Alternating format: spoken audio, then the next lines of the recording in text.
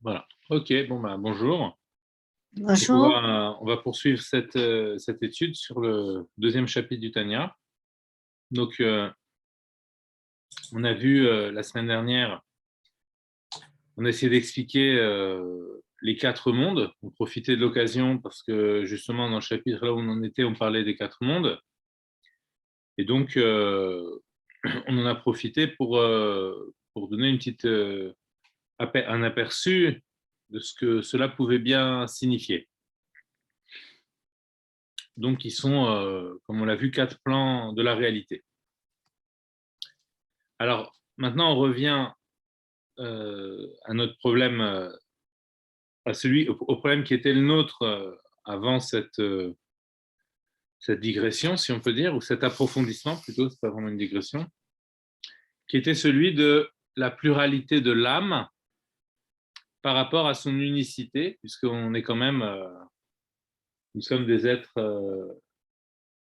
quand même, ça veut dire, voilà, quand on se pense, on est une personne. Et pourtant, cette personne qui est un, elle est quand même dotée d'une pluralité de forces. Et la question, elle est encore dire, bien plus accentuée quand on pense que notre origine, elle s'enracine dans l'unicité divine. Et donc, depuis cette unicité divine, eh bien, on constate qu'il y a une pluralité d'âmes, qu'il y a des différences de degrés entre les âmes, en fait, tout ce qui compose la notion de pluralité. Qu'à l'intérieur de chaque âme, il y a encore de la pluralité. Alors, l'image qu'il nous avait donnée, c'était l'image de la semence, donc qui représente l'unicité et qui va se diversifier à mesure qu'elle va se développer dans l'utérus. Et ensuite, même après la naissance, finalement, c'est encore cette semence-là qui est à l'origine de toute notre pluralité. Donc, ce qui veut dire, c'est que en apparence, on a de la pluralité, mais finalement, ce ne sont jamais que ce qu'on pourrait appeler des modalités de cette unicité. D'accord? C'est-à-dire que l'unicité peut se manifester sous la forme de cerveau, mais aussi sous la forme d'ongles. Et c'est toujours la même matière à la base. Alors ça, c'est le mashal. C'est le mashal, donc, par rapport à la matière séminale et le corps. Donc, c'est un mashal vraiment physique. Mais de ce mashal gashmi, comme on dit, ce mashal qui est tiré de la matière, il faut faire une opération de afshata, c'est-à-dire d'abstraction. C'est que le Baal Shem Tov avait prévenu, quand on étudie la Chassidoute, la Kabbalah à l'époque, quand on étudie la Kabbalah, il disait attention, il faut être capable d'être mafshit advarim migashmiutan. Ça veut dire qu'il faut être capable de désenvelopper, littéralement de dévêtir les choses de leur écorce matérielle. C'est-à-dire c'est une opération d'abstraction. Si on garde en tête simplement les mashalim tels qu'ils sont sur le plan physique, on aura du mal à comprendre de quoi il s'agit véritablement. D'accord? Alors le mashal, on doit en tirer la force de réalisme qu'il donne, et en même temps, il faut être capable de prendre l'idée. Donc ici, l'idée, c'est l'idée d'une substance première qui se ramifie. Je dirais plus qui se ramifie que j'emploierais plus le terme de se ramifier plutôt que le terme de se subdiviser. Parce que si on parle de subdivision, on va penser les choses comme si elles étaient radicalement coupées les unes des autres.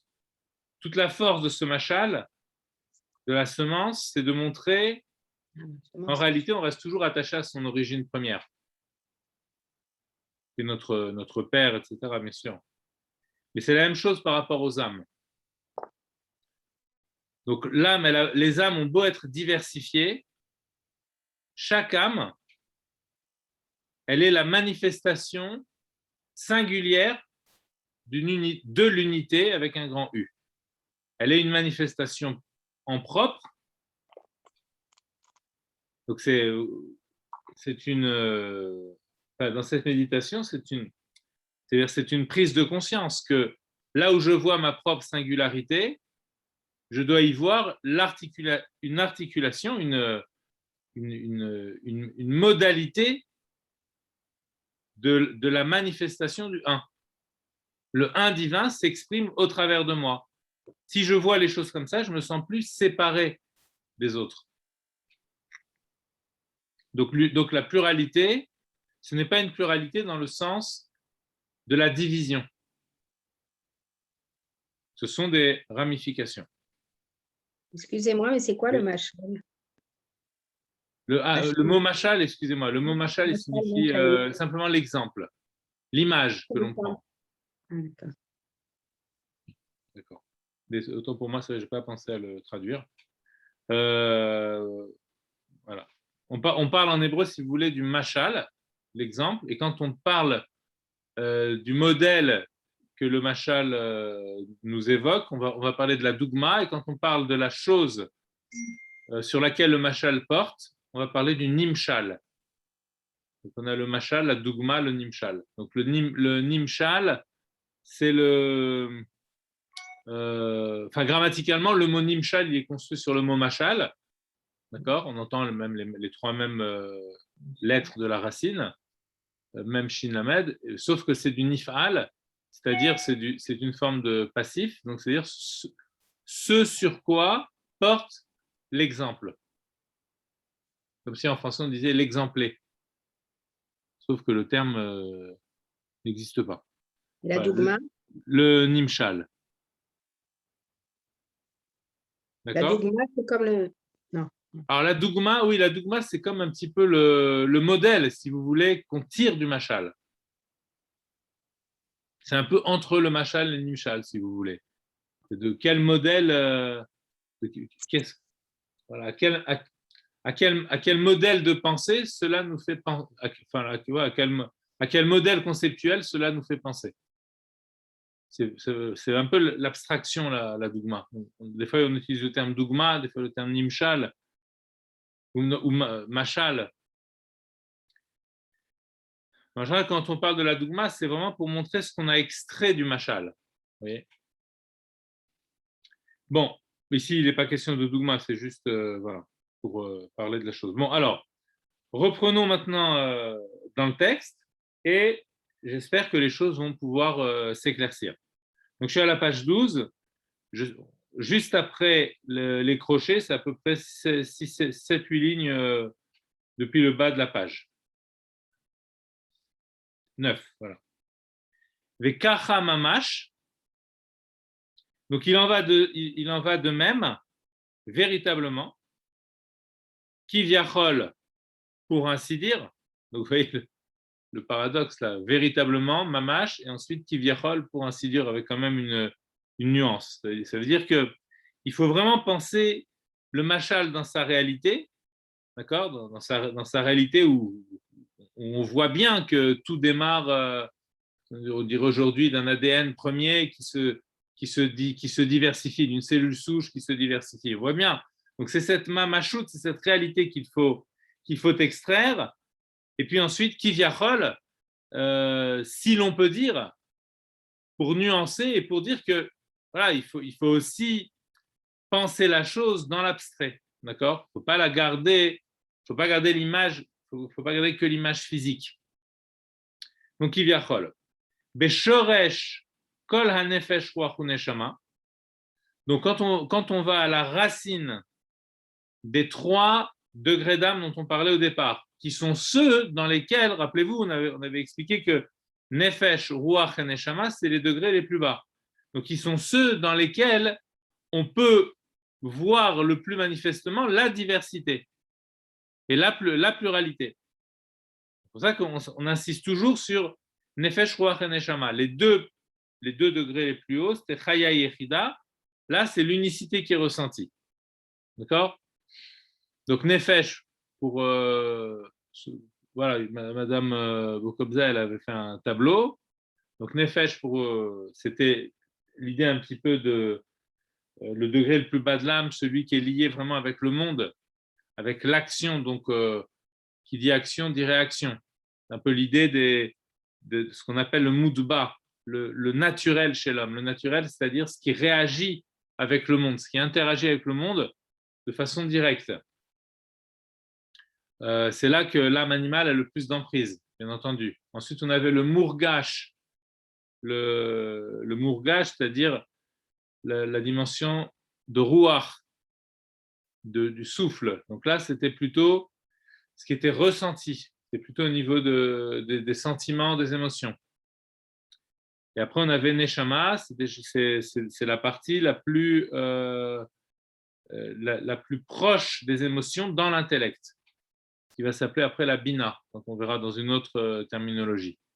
La compréhension des choses. La compréhension qui va être, on verra, mère des émotions. On verra dans le chapitre, dans le prochain chapitre, on développera cette idée-là. Oui. Vous avez parlé du Moutbar, du Mourgash, et ensuite pour la Neshama, c'est quoi? Ouais. Du Mouskal, ensuite. Mouskal? Ouais. Il aurait fallu que vous nous disiez comment ça s'écrit en hébreu, tout ça. On l'a pas dans le texte. Non, c'est pas dans le texte, c'est une autre terminologie, c'est pour, ah oui, si vous pouvez, pour mieux comprendre. écrire. Attendez, je vais essayer de voir. Ça serait bien. Si on peut faire un partage d'écran avec un tableau. Oui. Je vais devoir partager l'écran avec tableau. Alors voilà, je ne sais pas si là vous voyez, mais je vais essayer de faire texte. Voilà. Voilà, super. Ici. Donc le plus bas, c'était. Moutbar. Non, Moutba. Oui. Ici, Mou. Avec un tête, c'est ici. Non, le tête, c'est. Bah. C'est ici, voilà. Moutba. Vous voyez, il y a le mot dans Moutba, il y a le mot Teva qui veut dire la nature. Ah, d'accord. Très bien. Et donc là, je vais au plus bas. Ensuite, au-dessus, on a le mour. Le mourgash. Donc là, ça vient du mot regesh. Donc regesh qui veut dire les sensations. Le ressenti. Et ensuite, on va avoir le ressenti. Ici, c'est un poil, donc c'est le ressenti. Le moudba, c'est le naturel. Le mourgash et ensuite le mouskal. Alors, le mouskal, ça vient du mot sechel, qui veut dire l'intellect. Donc, le mouskal, en réalité, il contient chorma bina et dat. Mais dans ce qui nous intéresse ici, on prend que bina par rapport à. D'accord. Par rapport donc à nefesh, ruach, neshama. Voilà. Bon. C'est juste pour faire comprendre que nefesh, c'est lié avec la notion du naturel. Le naturel, c'est-à-dire ce qu'il faut bien comprendre ce qu'on entend par nature dans la neshama, parce que l'homme, d'une façon générale, il n'est pas défini par l'idée de la nature. Un animal, c'est l'idée de la nature, parce que la nature, c'est... Attendez, je vais arrêter de partager. Pourquoi? Parce que l'animal, c'est lié, il interagit avec le monde. Donc, c'est lié avec la nature. Vous comprenez? Alors que l'homme, il a une possibilité d'agir sur le monde. Donc, s'il agit sur le monde, ça veut dire qu'il ne fait pas partie, entre guillemets, de la nature. Vous voyez ce que je veux dire? Évidemment, l'homme est dans la nature, mais ça veut dire que la plante comme l'animal, elle n'est que dans l'interaction avec le monde. Et donc, il n'y a pas d'initiative. Alors que l'homme a de l'initiative. Donc, en ce sens-là, il n'est pas naturel. Dans sa production aussi, quand on a un objet qui est fabriqué, on voit bien que c'est un objet qui n'est pas naturel. Donc, c'est vraiment, il faut bien comprendre la définition de naturel. Donc, ça, quand on a en nous quelque chose qui est naturel, c'est la dimension qui interagit directement avec le monde. Donc, ça, c'est le moudba. Ensuite, on a quelque chose qui est déjà autre chose que le monde. Le ressenti, c'est déjà autre chose que le monde. Et après, on a quelque chose qui s'en éloigne encore plus, qui est l'intellect. Bon.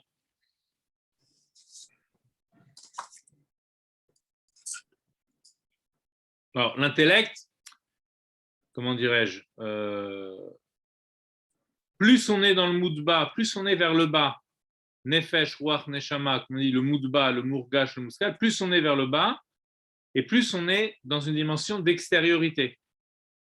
Donc, de possible pluralité. Ce qu'on a expliqué comme n'étant pas véritablement de la pluralité. Et plus on s'élève vers le sechel et qu'on remonte encore même après en amont du sechel, plus on est vers l'unicité. Plus on va dans les degrés hauts de notre conscience. Et quand on touche les degrés de l'inconscient, alors là, on commence à atteindre notre unicité jusqu'au point, le point culminant qu'on a nommé Yechida. Et puis quand on va en amont même de la Yechida, on a le Etzem Aneshama, le pur soi de l'âme. Là, on est dans la pure unicité. Quoi, le Sechel? Le Sechel, l'intellect. Intellect, d'accord.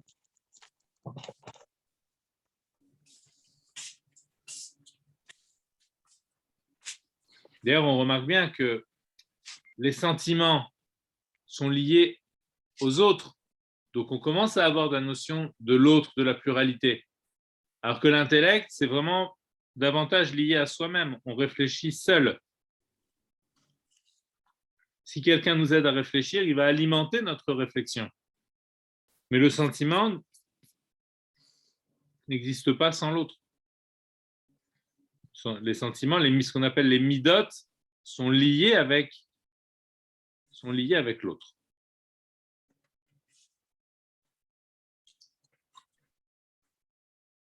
Alors, donc, si on essaye de considérer la racine de Nefesh, Ruach et Neshama, de Klalut Israël, donc de l'ensemble des Neshamat Israël, telle qu'elle est en haut. Et on va essayer de considérer, puisque c'est de ça qu'il est question ici, Beyeridato, c'est-à-dire sa descente, littéralement, mi madrega les madrega, de degré en degré. Alors, comment la descente s'opère? Aliédé ishtalshelut haolamot, par le biais de l'enchaînement des mondes, Atzilut, Bria, Yetzira, Asiya. Les 4 mondes dont on a parlé, le monde de l'émanation, donc rapidement, le monde de là on les prend maintenant du haut vers le bas. La semaine dernière, on a fait l'exercice de les penser à partir du bas, à partir de notre réalité. Donc là, on essaye de les penser à partir d'en haut. Donc, Atzilut, donc l'émanation divine, là où on se sent encore un avec le divin. Bria, l'apparition d'une matière première, matière abstraite. Yetzira, d'une forme, donc de la notion de forme, la possibilité de donner de la forme aux choses, donc qui s'applique à la matière, donc c'est déjà un degré plus externe relativement à cette matière. Et ensuite, Asiya, la prise de réalité de ce complexe ulémorphique, donc de matière-forme, qui va ensuite prendre réalité, donc c'est ce qu'on appelle le monde de Asiya, le monde dans lequel nous sommes. Donc c'est toutes ces couches qu'on doit voir quand on observe le monde. Maintenant, l'âme, lorsqu'elle arrive dans le monde, elle doit elle aussi passer par ces degrés. Donc elle va s'imprégner de ces degrés pour pouvoir être dans la réalité du monde. Mais d'où démarre-t-elle? Elle démarre de Chochmato Idbarer, de sa pensée, à l'instar de la... Donc si vous avez le mashal, l'image présente à l'esprit en même temps que l'on évoque le nimshal, donc Mais Chochmato, ça faisait référence à la semence qui vient, dans la Kabbalah, qui vient du cerveau du Père. Puis ensuite, qui descend et qui va devenir donc ce fœtus-là, évidemment, avec la partie de la femme aussi, mais qui ensuite va suivre un parcours pour former des organes. Donc là aussi, la Neshama, elle vient de la Chochma de Dieu, mais en descendant le long au travers de ces 4 mondes, elle va y prendre de la diversité. Et donc, elle va elle va se modaliser, si vous voulez. Elle va prendre différents modes d'existence, ce qui va donner la pluralité, enfin, l'apparente pluralité des individus. Kedirtiv kulam bechorma asita, comme le pasuk le dit, tous, au pluriel, eux tous, kulam, bechorma asita, tu les as fait par la chorma. Ça veut dire que nit'avu mimenu nefesh ruach uneshama shel amei haaretz. Tout en étant dans la racine, la chorma de Dieu, eh bien, cette chorma-là, elle a pu en parcourant l'enchaînement des mondes, des degrés spirituels, s'adapter à chaque degré et donc se façonner en fonction de ces degrés. Et donc, même les degrés les plus bas de Nefesh, Ruach et Neshama, des personnes les plus basses, c'est-à-dire ceux qui n'ont pas spontanément la conscience de leur origine, comme les Chachamim, comme les Tzadikim, eh bien, pour autant, leur origine première, c'est cette Chochma, c'est cette conscience de Dieu. Même si, dans l'en bas, cette conscience a été perdue. La prise de conscience ici dans le texte, c'est de montrer que même si je ne suis que l'ongle, pour autant, je proviens de cette semence qui, elle, provient de la conscience paternelle, du cerveau du Père. Donc même si je suis, on va dire, extrêmement enfoncé dans l'épaisseur de l'existence, au point où cette épaisseur-là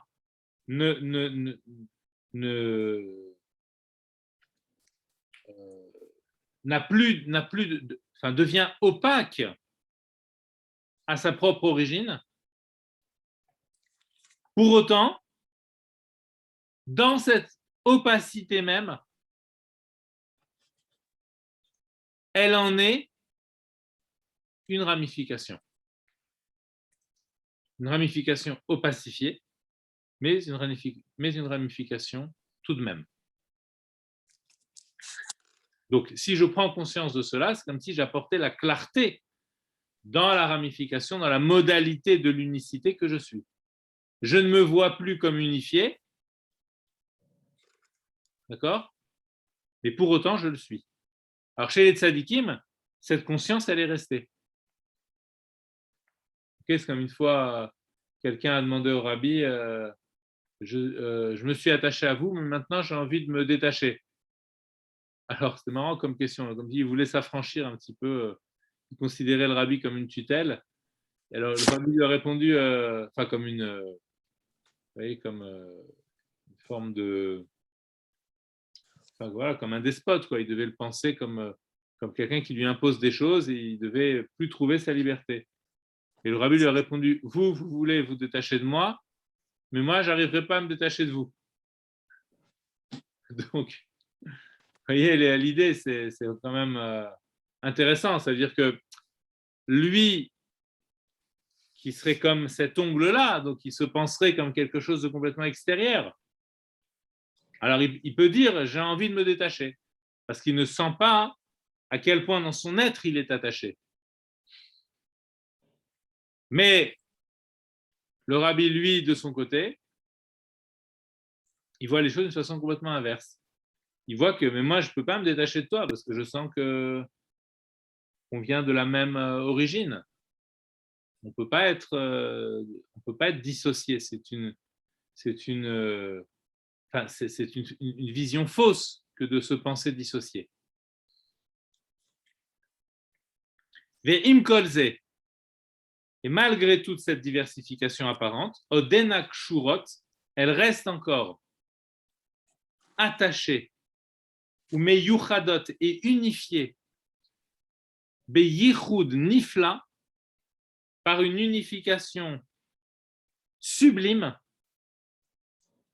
nifla, littéralement merveilleuse, ve'atsum et puissante, be'mahutan ve'atsmutan arishon, avec leur être et leur essence première.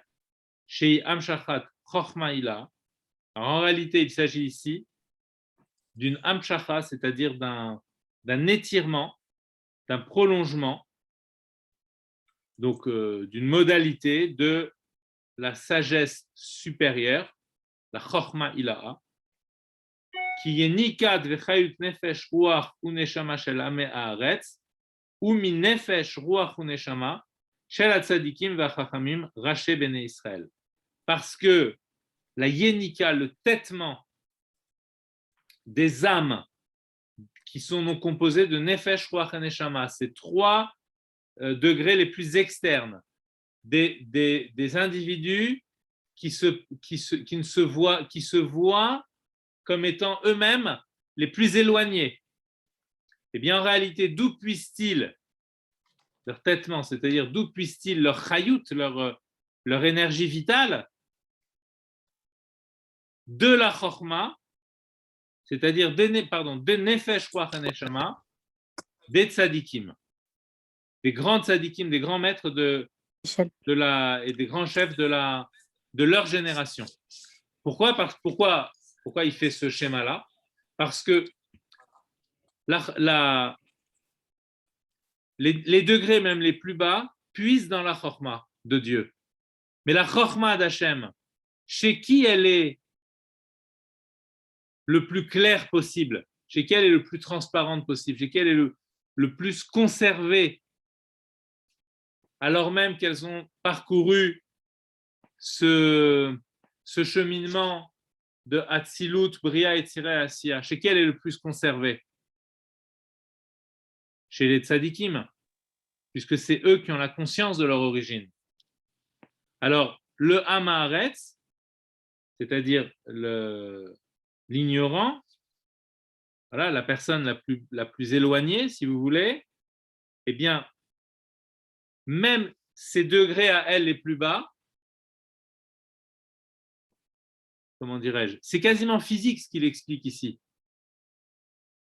Pour être nefesh, ruach et neshama dans un corps, elles ont besoin de puiser chez ces tzadikim en toute connaissance de cause ou en l'absence de connaissance. Alors, si c'est en toute connaissance de cause, ça va vouloir dire quoi? Ça va vouloir dire qu'il y a réparation. Ça va vouloir dire que, ok, je suis à Maharetz, mais maintenant je veux aller retrouver la chorma d'Hachem. Mais comment je peux faire pour retrouver la chorma d'Hachem? Est-ce que je peux y aller directement? Ben non, parce que je suis déjà trop éloigné. Donc j'ai besoin de passer par des intermédiaires, si on peut dire, c'est-à-dire par des tzadikim qui, eux, ont gardé cette chorma, et au travers de leurs paroles, ils me la transmettent. En tout cas, ils me l'éveillent, parce qu'elle est en moi, bien entendu. Ils vont l'éveiller en moi. Comme si on disait, si vous voulez, que Moshe Rabbeinu, c'est quoi? C'est celui qui voit ce qui se passe dans les coulisses. Vous comprenez? Il voit ce qui se passe dans les coulisses. Nous, on est de l'autre côté du rideau, on est de l'autre côté de la scène. Et on n'arrive pas à comprendre le jeu qu'il y a derrière. Mais le tzaddik, c'est celui qui a la conscience de ce qui se passait avant la naissance et qui va me la redonner, qui va m'éveiller ma sensibilité. C'est pour ça qu'on appelle les tzaddikim, comme Moshe Rabbeinu, par exemple, on l'appelle le Raya Mehemna. On l'appelle le berger. Alors, Raya Mehemna, c'est le Roé Neheman, le berger fidèle. Bon, alors, le berger fidèle, au sens premier, ça veut dire qu'il est fidèle au propriétaire, à Kadosh Baruch Hu. C'est le berger qui travaille pour le propriétaire du troupeau, c'est-à-dire pour Dieu lui-même. Mais en même temps, le berger fidèle, ça veut dire aussi, on explique en Chassidut, c'est une expression qui vient du Zohar, on explique en Chassidut que le berger fidèle, ça veut dire le berger qui nourrit le troupeau de fidélité. Vous voyez, c'est le berger qui fait paître de la fidélité, c'est-à-dire de la Emouna. Le berger qui fait paître la Emouna. Donc la Emouna, lui, il la vit de façon pleinement consciente et il me l'a fait vivre aussi. Donc c'est pour ça que l'attachement au tzadikim est fondamental. Dans l'introduction, je ne sais pas si vous avez pu réécouter les shurim les shurim de l'introduction, tous les cours qui étaient sur l'introduction. On voit au tout début de l'introduction que l'Admor HaZaken dit « C'est à vous que je m'adresse, Alechem Ishim Ekra, Shim'u Elai, Rodfet Tzedek, écoutez-moi, vous qui poursuivez le juste, mais Vakshe Hashem, qui est en quête de Dieu, qui réclamait Dieu. Ve'yishma alechem Elokim. Et Dieu vous écoutera, les migadol ve'ad katan, du plus grand au plus petit. C'est incroyable ce qu'il dit là. C'est vraiment les premiers mots de l'introduction. Ce sont les tout premiers, avant de commencer son livre, ce sont les premiers mots de l'introduction. Dans ces premiers mots, qu'est-ce qu'il fait en fait? Je voudrais en reparler un petit peu parce que il y a eu beaucoup de cours sur ça, mais je voudrais vraiment que vous preniez la mesure de ce qui est en train de se jouer dans ces premiers mots de l'introduction. Il est en train de se positionner, si vous voulez, dans le rapport que nous, qui abordons le livre, tentons d'avoir avec Dieu. Et lui, il se positionne dans ce rapport-là. Il dit, de quel droit je viens vous parler? Parce que la connexion intime avec le divin, c'est quelque chose que j'ai appris et que j'ai vécu alors, en la recevant, et là, on remonte encore plus loin, on remonte à la page de garde, en la recevant de mes maîtres. En la recevant de mes maîtres. Hein, dans l'introduction, il disait, ce livre-là qui s'appelle le Sefer Shel Benonim, pas dans l'introduction, pardon, dans la page de garde, livre qui a été recueilli à partir du Sfarim et du Sofrim, à partir d'écrivains et de scribes. Donc il fait référence à ses maîtres, le Maggid de Mézérich, le Admor HaZaken, et avant ça, les Sfarim, il faisait référence au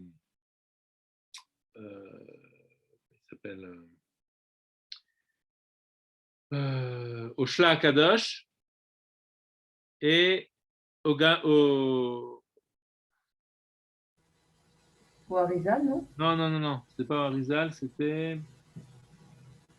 le Maharal de Prague. Dans le Maharal de Prague, on trouve beaucoup de prémices de la Chassidut. Donc lui, il fait référence à ses maîtres.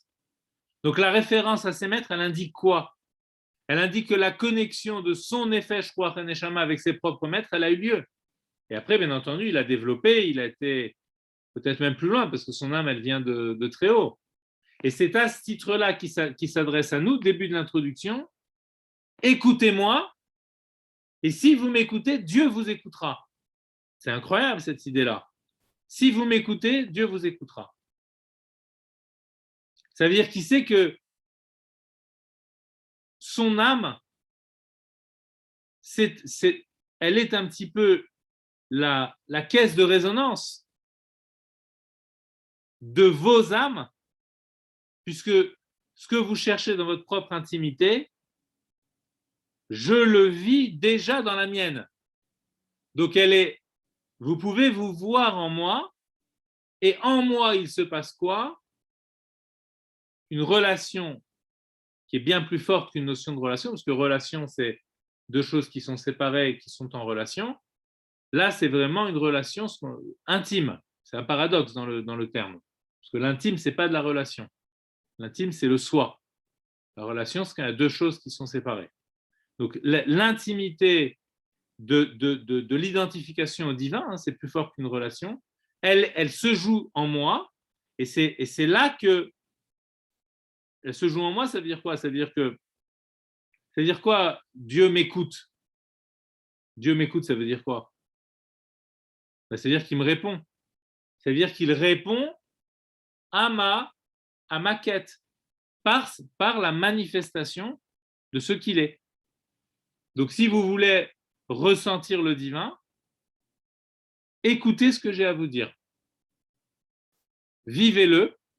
Et de la même façon, quand moi, le divin parle, c'est ça tout le sens de l'écoute du divin. Dire que le divin m'écoute, c'est déjà une réponse du divin.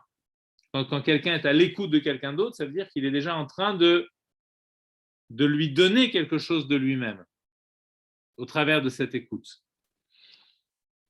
Bon, ici, si vous voulez, c'est la traduction théorique, technique de ce qui avait été dit dans l'introduction. C'est la justification théorique, si vous voulez.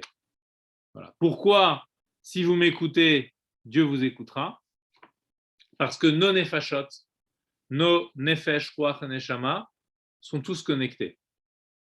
Ils sont connectés en ce sens où ceux qui sont au plus haut sont en pleine conscience du divin et donc dans une relation, dans un rapport étroit avec le divin, dans le sens où je m'adresse à lui, il s'adresse à moi, ok?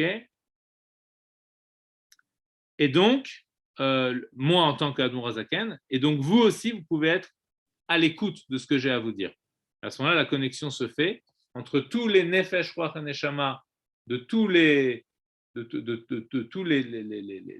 individus du peuple, avec le nefesh, ruach et neshama de Admor Hazaken, si vous voulez, qui lui-même est connecté avec celui du divin. Et donc, du coup, on est tous, on retrouve consciemment cette unité. On le voit déjà dans la Torah, puisque Moshe Rabbeinu lui-même, il dit au Béné Israël, Shema Israël, écoute Israël, Hachem Elokeinu, Hachem Echad. Donc il demande au Béné Israël de l'écouter.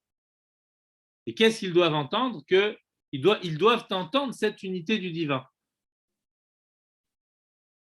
qui est notre force, qui anime nos êtres. Donc lui, il la vit, et il demande au Béné Israël, Shema Israël, écoute. Un petit peu comme la Noirzaken dit ici, c'est dans le prolongement. Ok, j'ai pas d'idée de l'heure. Voilà, ok, on a encore quelques minutes. Alors,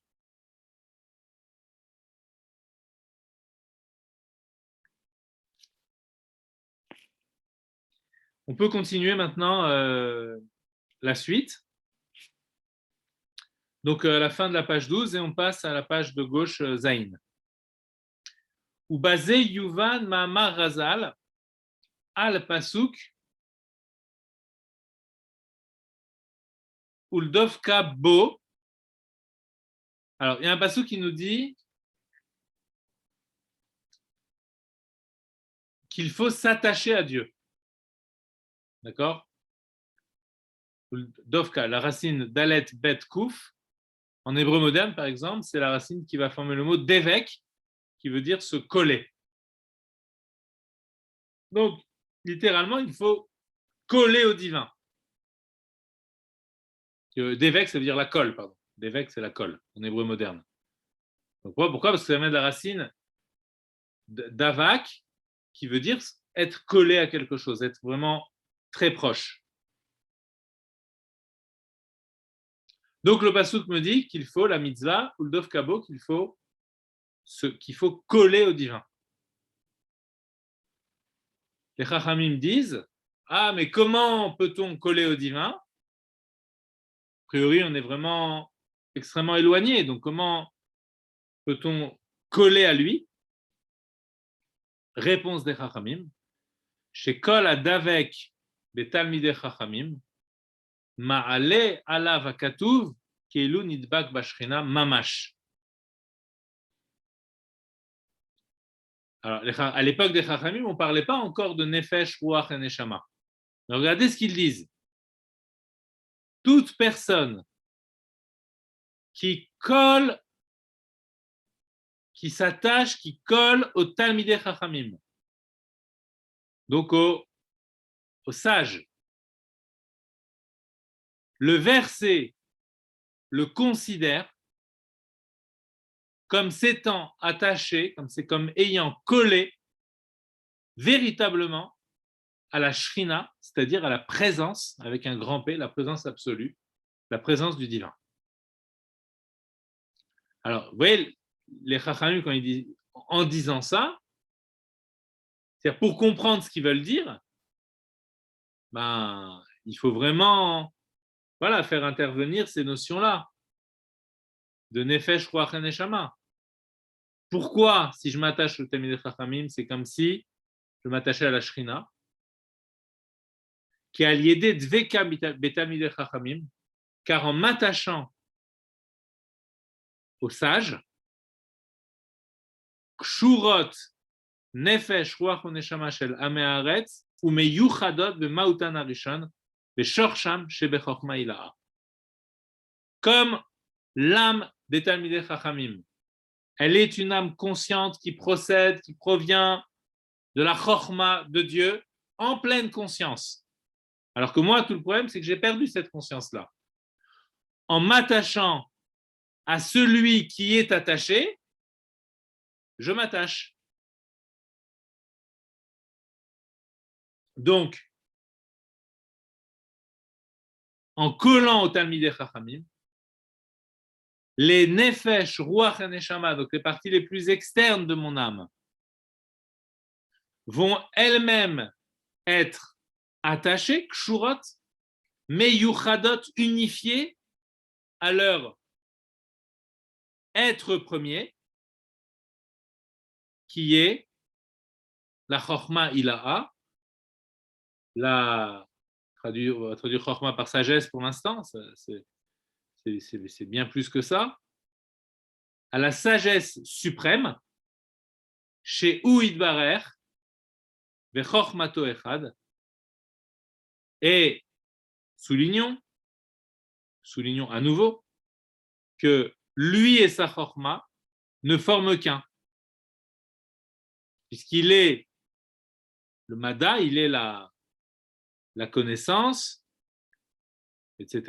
On avait vu au début du chapitre que Dieu est, qu'il est le connaissant, il est la connaissance et il est le connaissant. D'accord? Donc ça veut dire que quand je m'attache à sa connaissance, je m'attache à lui.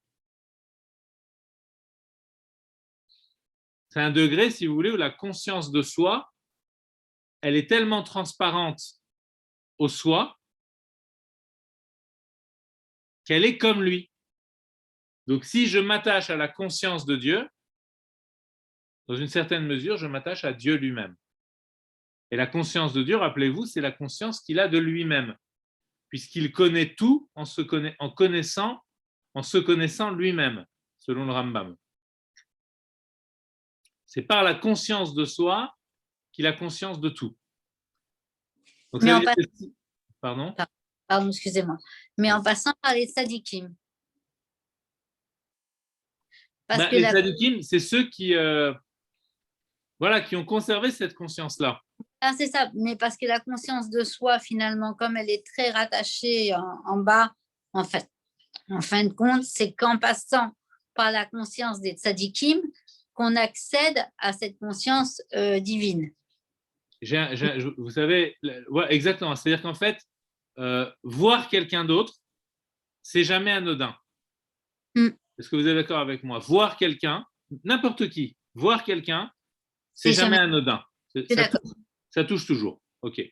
Maintenant, quand je vois quelqu'un, la plupart des gens que je vois, ce qu'ils me renvoient, c'est un petit peu comme ce que j'ai moi-même, c'est-à-dire j'ai une conscience de moi. Et donc, on est tous là sur cette planète à être autant d'individus et autant de conscience de soi.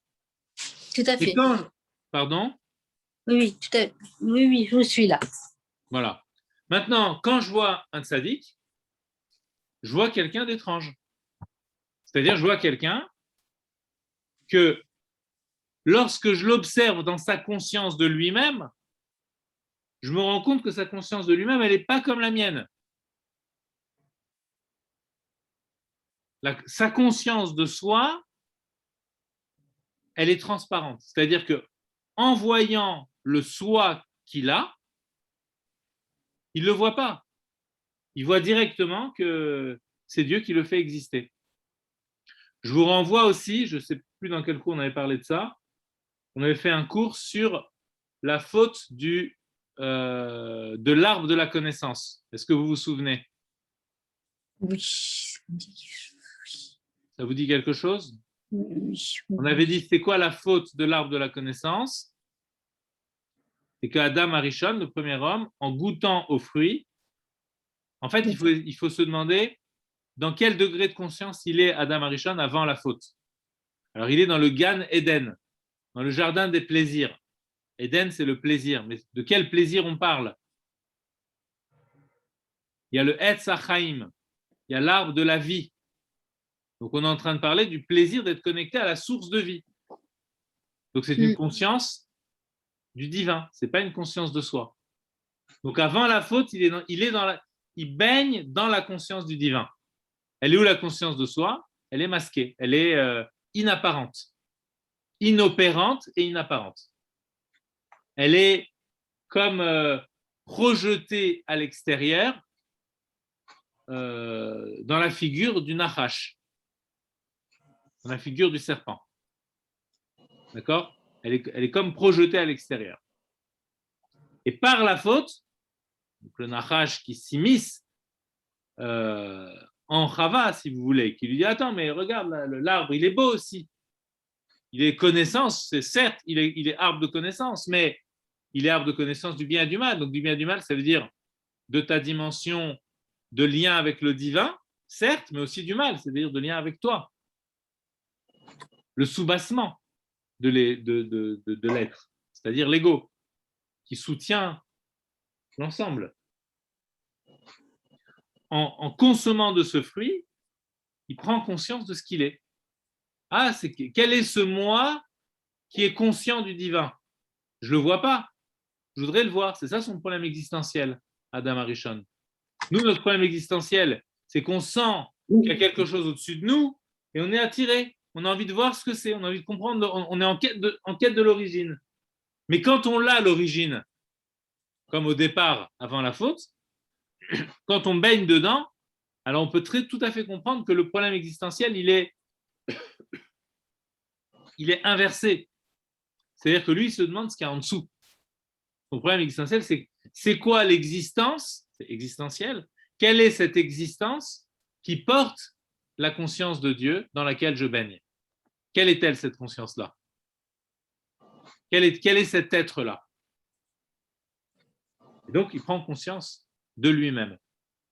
Et après, tout le travail de la Torah, c'est de réparer cette faute, c'est-à-dire cette prise de conscience de soi qui opacifie la conscience de l'origine.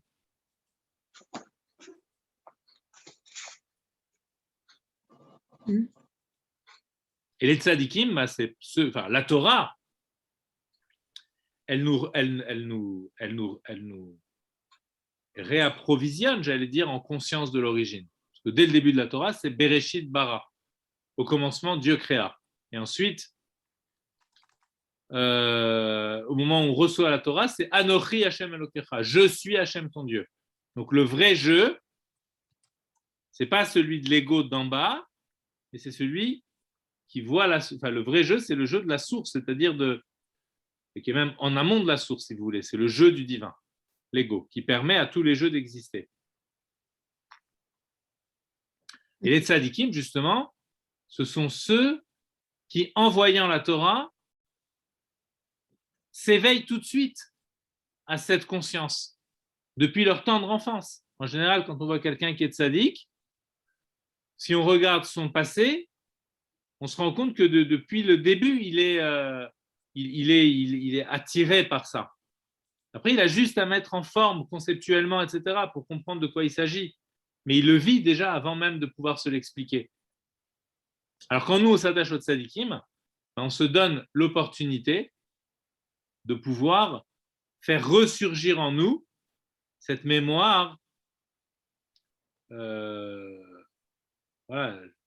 immémoriale, si vous voulez.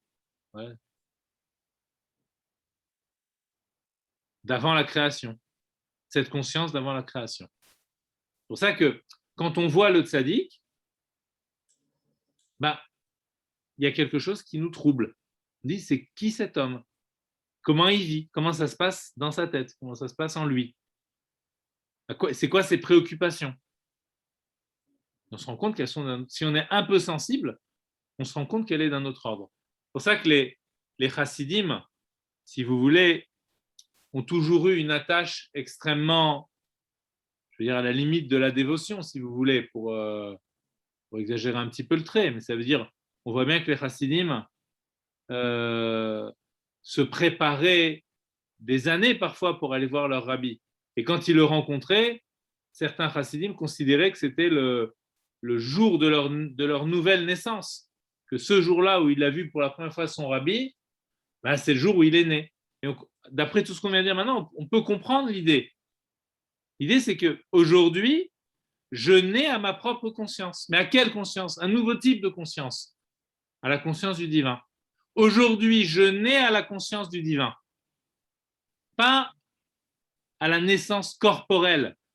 J'ai eu ma naissance corporelle, mais maintenant, il y a quelque chose d'autre en moi qui est né, simplement en voyant cette personne, qui est le tzaddik. Quelque chose de nouveau, j'ai été ébranlé au plus profond de moi-même. C'est quoi cet homme? Comment il vit en lui? Cet homme qui n'a pas d'ego, dont l'ego, c'est le fait de ne pas en avoir. Donc il m'a troublé, mais le terme ne serait pas approprié. Il m'a éclairci, faudrait-il dire. Vous voyez? Alors, il y en a qui, en voyant le rabbi lui-même, ne se rendent pas compte de cette chose-là, et puis en se mettant à étudier ses écrits, commencent à prendre conscience. Parce qu'on est tellement, dans nos générations, on est parfois tellement, je veux dire, l'épaisseur dont on parlait tout à l'heure, elle frise parfois la grossièreté de l'âme, vous voyez, de l'âme animale, et donc ça peut être tellement épais que on peut ne même pas voir ce qui est en train de se passer devant nos yeux. Et donc, on a besoin parfois d'étudier pour comprendre le cheminement de conscience qui nous permet d'atteindre cette élévation.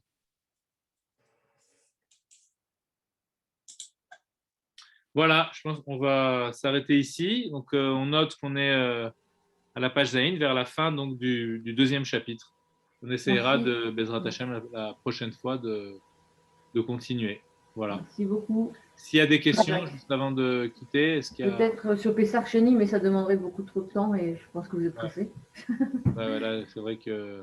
Bon, sinon un petit peu long. Hier soir, j'ai fait un chiour. On m'a demandé de faire un chiour. Sur Pessar Cheni j'ai parlé de l'Akba Omer et de Pessar Cheni. Ah, je veux bien. Je vais essayer de demander si je peux avoir le lien du chiour. Je sais qu'il a été enregistré. Okay, et je le mettrai sur le groupe à ce moment-là, si vous voulez. Merci beaucoup. Oui, merci. Shavua Tov à tout le monde. Allez, Shavua Tov. À bientôt et bon Pessar Cheni et Bezrat Hashem, un bon l'Akba Omer aussi. Amen. Merci. Merci. C'est l'occasion de s'attacher au... Voilà, exactement. Merci. Exact.